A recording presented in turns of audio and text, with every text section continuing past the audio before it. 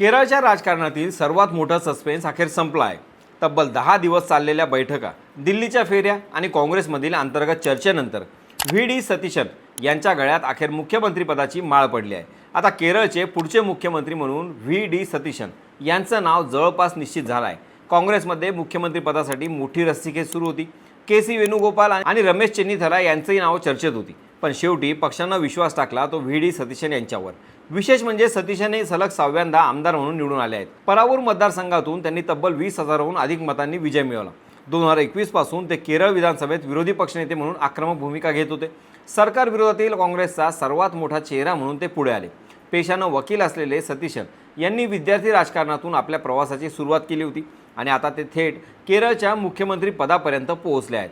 आता सगळ्यांच्या नजरा एका प्रश्नावर, व्ही डी सतीशन केरळमध्ये काँग्रेसला नव्या युगात घेऊन जाणार का? तुम्हाला काय वाटतं?